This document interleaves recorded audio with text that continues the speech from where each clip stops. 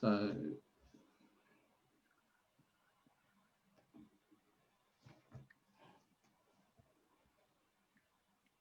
hi everyone.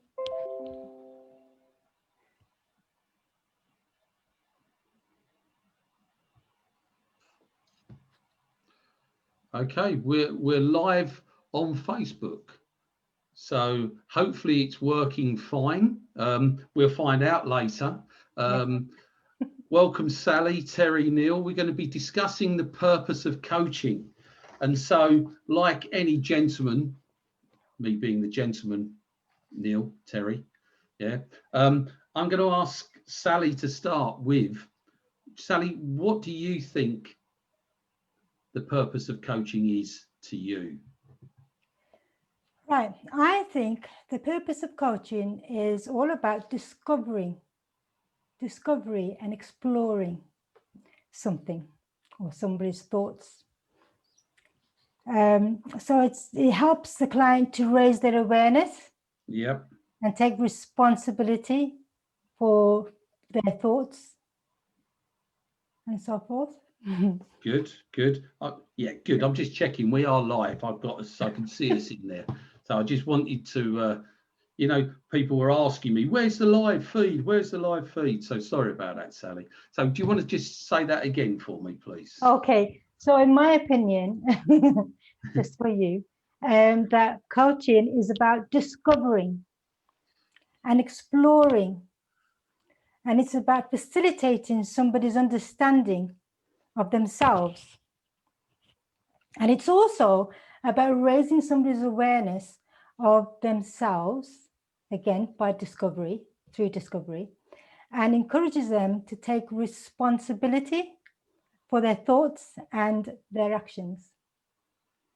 Okay. Terry, what do you think? Yeah, man. What do you think about that? Hey, don't call her that. Her name's Sally. No. She's a very nice person. Thank you, Terry. You're welcome, Sally. And one thing about what she said, what Sally said. Yes, I think, yeah, what she said. I don't know. Don't ask me to repeat it again. No, absolutely it is. You know, it's in a context of driving. We are there. Coaching is allowing them to learn while we just keep things safe. Okay. So if we're looking at that, I mean, let's take these two key areas of raising awareness and developing personal responsibility. Neil, what do you think is crucial about that, and how would you go about doing that actually as a coach? It's about getting into thoughts and feelings as well, making them self-aware of their own feelings and other people's, and just being a little bit more curious about whatever they're saying, and then facilitating that, and constantly going deeper and deeper and delving all the time. Okay. Would it be fair to say that, in the purpose, the purpose of coaching is helping someone to reflect on their own performance? And, I'll go back to Sally. What do you think one of the best ways of doing that is helping someone to reflect? When you say help them to reflect, are you talking about self-evaluate? Yeah, self-evaluation, Sally, definitely. Yes. Right. That, when you say, are you asking me how I would go about asking them, getting them to how would you set that up for them to learn a self-evaluation technique, maybe? Well, there are tools that I would use during the coaching conversation. For example, perhaps use the GROW model. Yep. And even using scaling and things like that to encourage them to find solutions for themselves, because I feel the coaching is very much solution focused as well, based, should I say. Okay, excellent. Terry, Sally mentioned the GROW model there. Oh yeah. Okay. So can you, because we say these things, don't we? And all four of us know what we're talking about. But if you can enlighten us a little bit more, Terry, about what GROW means, to you, how you use GROW, or how you use GROW with a client. Yeah, it's a really helpful way to structure the conversation. And it's a loose structure. You don't have to do it in the grow order, but the G is the goal. What is the goal? What do you want out of this session, for example? Then the R is the reality. Where are you at the moment compared to where you want to be? What's in the gap? O is options. So what options have you got to narrow that gap about where you are and where you want to be? And W is the way forward. So what steps are we going to take to get there? Okay, so I mean, the GROW model really is solution focused, it's conversational, and it stimulates the client to think. Really, that's the purpose of GROW as a tool, and it helps use that purpose of coaching. Neil, there's one thing I think in coaching that we quite often we can all have different views on, depending what we're doing. And I'd like you to give me your view about coaching and when we give advice or not giving advice. It's, because I've got my personal thoughts on this, and it's an interesting concept. So giving advice, it's determined on what the person's saying to you, really, how they need to go forward and what the way forward is.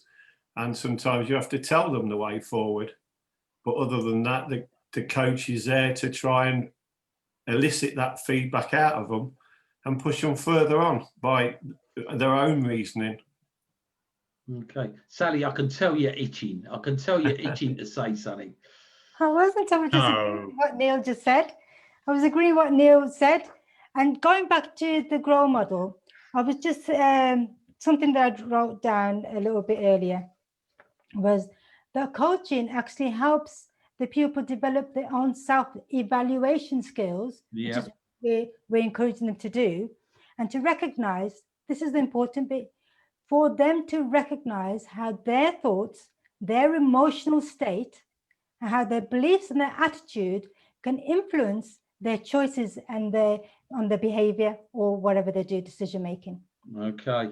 Yeah, definitely. Because I mean, sort of what you're saying there is, look, if we can change their thinking, it will change their behavior. We get a different outcome. And that's not always the outcome that they want, or maybe, if we're being on our own agenda, what we want. But when you get that different outcome, then you have something else to focus on and it changes. Yeah, again. Terry, what's your thoughts about not giving advice?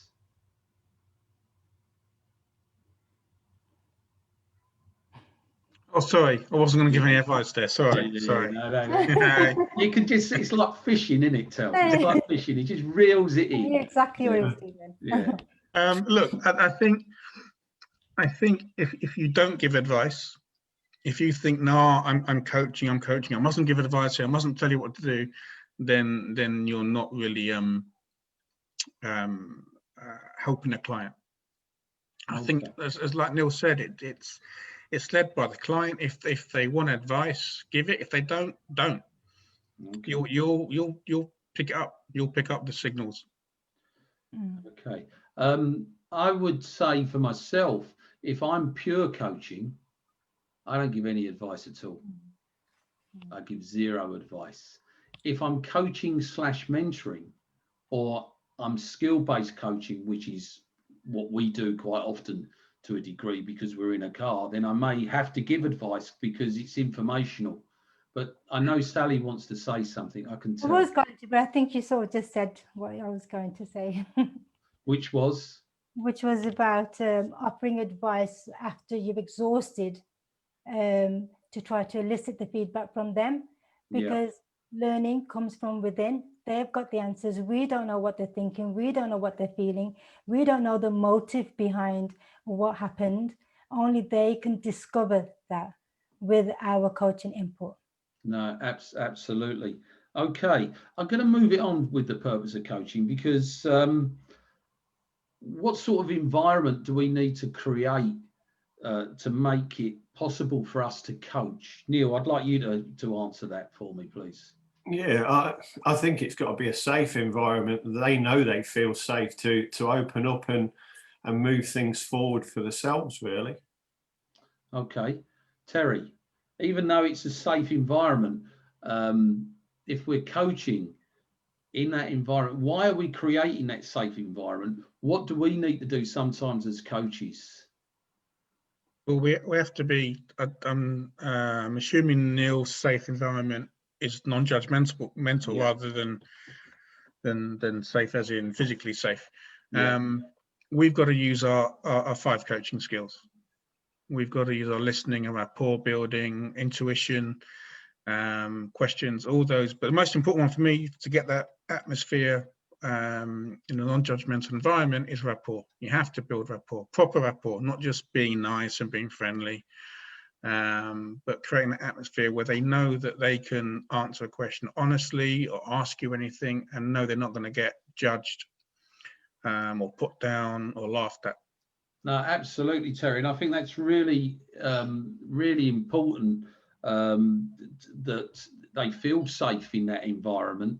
And those essential coaching skills are going to take up the next 5 videos. So we won't waste them all here. But, you know, you're absolutely right. Rapport, feedback, questioning, listening, intuition, those 5 skills are highly important. Sally, did you want to add anything to that? No, I think they've covered it really beautifully about the environment being non-judgmental and neutral. So our opinions are not displayed to them. And that's not just verbal, including our body language as well. Absolutely. I want to add something more to that, because that safe environment will allow me, because of rapport, to actually nudge them out of their comfort zone. Yeah. We, as coaches, you know, sometimes people think coaching is pink and fluffy. We have to challenge people, because they will sit there in that, you know, and won't think outside the box and sit there in their comfort zone and not take any action for fear of many different things, which is what coaching does, is actually unlock those barriers, open the doors. And so if that safe environment we've created to coaching is really important, because we can stretch them. And of course, people learn when they get in that zone where they're stretched, but you can't stretch them so thinly that they snap. You've already mentioned one, actually, behavioural change technique, the GROW model, because that's what it is. It helps people change behaviour. And I've already touched on thinking outside of the box. Is there any other behavioural change techniques that, and I don't want to go through them all, that you can think of, Sally, that would be worthwhile mentioning? She hates me now. I can. No, I don't hate you. I can't. Nobody can hate you. For goodness sake. Neil hates me, don't you, Neil? Behavioural change is to actually. You haven't asked me yet. All right, ask Terry. Go on. No, if I hate him or not. No. He hasn't asked me. I know he hates me as well, because he's Greek and he can't spell Lefteri properly. Mm-hmm. So to implement behavioural change, scaling is another one I could use as a tool, because that helps people to recognise where they are. So it's very much like the GROW model, and where they need to be and how they're going to get there. Behavioural change. Gosh, my mind's gone blank. No, that's cool. No, the scaling it helps behave, because it makes people think and evaluate themselves. Yeah. That's a behavioural change technique. And actually understanding what PCPAM stands for, and don't ask me. I like. We'll touch on that. Does anyone want to enlighten us with PCPAM? Or would Neil? Would you like to have a go? No, I've not come across that one. Okay, Terry. If you want, yeah. Go on, Intel. It's the PC is a pre-contemplation. Yeah. So you don't know there's a need for a change.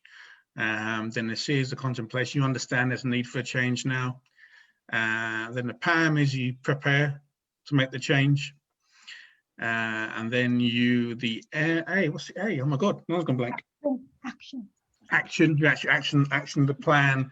And then the most important part, absolutely vital, is the maintenance. Yeah, absolutely. And it's that, I mean, it's called the trans-theoretical model of behavioural change, which is a flashing big word, but actually it's really quite simple to implement. and it's used, you know, in the health service. It's used, you know, ideal one is diet, isn't it? Because we get, I didn't actually know I needed to lose weight until I actually did have a look in the mirror. Maybe I ought to do something about it. I'll just have another pint and a bag of crisps. Yeah. Actually, no, I do need to lose some weight and change my shape. What can I do? Well, I can stop drinking and eating crisps. Okay, I'll put that into action. Problem is maintenance. I then go out for a beer with Terry and Neil and Sally, and they lead me into temptation. Yeah, and that maintenance becomes really, really tough. Yeah, so that explains. But I just, you know, because I've got a good coach, I managed to maintain that and get through it under severe pressure. Okay, I suppose that really touches on, right, I mean, the purpose of coaching is that light bulb moment, you know, Blackpool illuminations. What happens to clients when you've seen clients get that light bulb moment? What's happening to them? I think it's Anyone the realization. Yeah. Yeah, just have this epiphany, and they have this idea, thinking, wow, I never looked at it or didn't think of it like that. Especially when you have a coaching conversation for them to recognize that how their emotional state, if they're nervous, how that's affecting their driving. Just something as simple as that. Sorry, I've just affects their driving behavior. Okay, good. Neil, want to add anything to that? Yeah, I think it also accelerates their motivation to want to do more as well, and keep on increasing that as well. Cool. Terry? You'll just see it. You'll just see the change. It's like a big weight's lifted off them, and the body changes and the face changes, and it's the best part of the job for me. I think I'll definitely chuck in a buzzword which is going around the coaching community at the moment: clarity. Yeah. People see things clearer. You know, they get a positive feeling. So I think that's definitely a purpose of coaching, is to help someone get clarity, because we all sort of, and all of us wander around a little bit. We know we want to do something. We know we want to change, but I'm not, well, how do I go about that? And we sort of do know, but we don't know. And if we get ourselves a coach, actually that, again, gives us a pathway and a structure, and, you know, that purpose, that goal, that start with the end in mind. Okay. What else does coaching do to us as individuals when we get involved in coaching? I think on both sides of the fence, actually, as a coach or as a coachee, what does it do for people individually? I think it allows them to stick to their commitments as well, and make them commit even more to it. Yeah, no, absolutely. Yeah, because that's part of that maintenance, isn't it? Sally? For me, coaching, when you said both sides, it's not just about the client. Coaching actually helped to raise my awareness of how sometimes I may have been thinking about having a certain stereotype about somebody when I first see them, and being aware of how even the type of language, the words I use, could be misinterpreted, and being aware about my tone and my body language and everything. Yeah, no, absolutely. I think that's, you see, because I think when you learn to coach, you become more self-aware. Absolutely spot on. Terry, would you like to add something to that? I would, but I'm getting loads of messages that we're not live on Facebook. And I'm being distracted. All right, sorry. Well, it says live on Facebook. Yeah, I can see it on my screen as well. On my screen as well. Okay. So what was the question? Sorry. Yeah. So no worries. What else does, you know, the purpose of coaching? What else does it do? Let me have a. While you answer that, I'm going to have a little look. Okay. At, what's happening on the Try Coaching group? It's about giving them the skills, and in our industry, it's about giving them the skills so that they can go away post-test and have those tools, those skills, you know, using the grow model in themselves, using all the skills that we use, being transparent, sharing it with them, and giving them those talents so that they can self-reflect and they can evaluate after they've passed the test and we're gone. Okay. That's what it's all about. Yeah. I'm going to add one thing. I mean, coaching has done for me, and I've seen it do for others that I'm involved with, and I've seen it do for you guys actually. Yeah, big time. Improve your confidence. Yeah. Yes, I would never ever have done this. I would never have done this, go live like the way I have done. Yeah. I mean, I remember when I met you many, many years ago, Sally. Yeah. Yeah. This would have been an impossible dream. And I will say this though, because thinking back to what coaching is, I believed coaching was all about asking questions. And the day I met you, which I didn't know it was you, I was at a conference, in ADI and JC conference, wasn't it? Yeah. And then because I was looking at these books, they had a whole list of all these questions. Just thinking, learn these questions, I'm going to learn how to ask these questions. And then you tapped me on the shoulder and just, that's a waste of money. You don't need that. And I actually listened to what you said, and I saw the price of the book, and I thought, maybe he's right. So I put it down. I put it down. And then obviously a few months later, I discovered that you were going to put on the BTEC. So which cost far more in the book. Yeah. The book would have been a bargain. It's because I knew who was going to be delivering the course. So obviously I was going to follow you guys. Yeah, no, that's cool. Terry, I've just checked. We are live on Facebook. It may be that people haven't found us where we are. They may not be members of the group, etc. Cool. So it may be that we can put it out. Wish can share it out of our group, or we can put those people into the group and they can see this conversation. Okay. Okay. I'm going to add actually also the purpose of coaching. It's to help us succeed. It shows us a way forward. It helps when we're coaching. It breeds trust and integrity, because you've got to try to walk the walk and talk the talk. You know, you can't coach if you're fake, you know. And I think it's very, very important that we're honest and, you know, you turn up, show up, but you are you, you know, warts and all, because it's not about being perfect. It's about taking that experience and moving forward with it. So I'm conscious of time. I said I'm only going to do this for 20 minutes to 30 minutes. Does anyone want to add anything to the purpose of coaching? I just think it, and you just touched on it there, is it allows everybody to be honest in that conversation. Yep. And it allows them to be free to express their feelings. Absolutely. I was discussing with you all earlier, actually, and I mentioned some words, and I think I'm going to finish off by chucking these words in and just out there, because they are just words, but words are very, very powerful. I'm not going to add anything to it because we could go on for hours with this.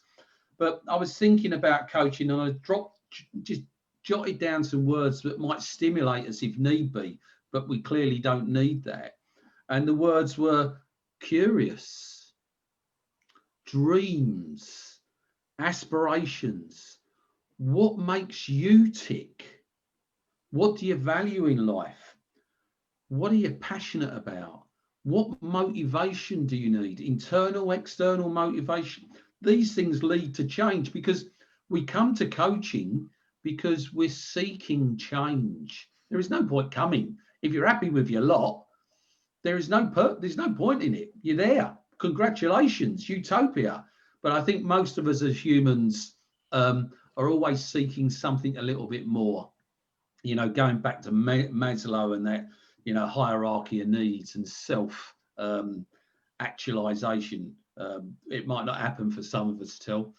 Well, he's a Nottingham Forest supporter. Yeah. Still waiting. Yeah. Okay. But seriously, you know, if people come to coaching, it's about commitment, finding answers, taking action, learning and striking the balance. And also coaching can go into many facets of life. So I'll touch on some: work, business, career, health, diet and exercise, money, savings, pension, debt, relationships, love, social, family, personal growth, spiritual, recreational, within your communities. The thing is, though, when you coach someone on a personal basis, all of those get interwoven. You know, if you just, you know, coaches talk about niching, but actually every one of those affects another one. You know, if you're not healthy, your work and business career will suffer. You know, if you're worried about debt, that will knock on into your relationship. So all of those interweave with one another. And I think I answered Kev Field earlier about values and beliefs, and I just said it's a balance and a constant flow. And it's a constant flow, not only with it, but also sometimes against the tide as well. And there's that balance to be created for all of us. So I would like to thank the three of you for your time. Thank you very much. We're doing another one on Thursday with another 3 coaches. So, and I think you three are back for some more over the course of the month. We're going out Tuesday and Thursday at 4:30. We're going to be doing these little chats, and they'll all be available in our group. So if you miss them, you'll see them at a later stage. But I'm really pleased if you've joined us live today. That's absolutely fantastic. Thank you very much. Thank you. I'm going to say goodbye to you all. And you know me, you know, to the boys, you know I love you, but to the girls, Thank you, I'm everyone. going to love you more. Bye. Cheers, everyone.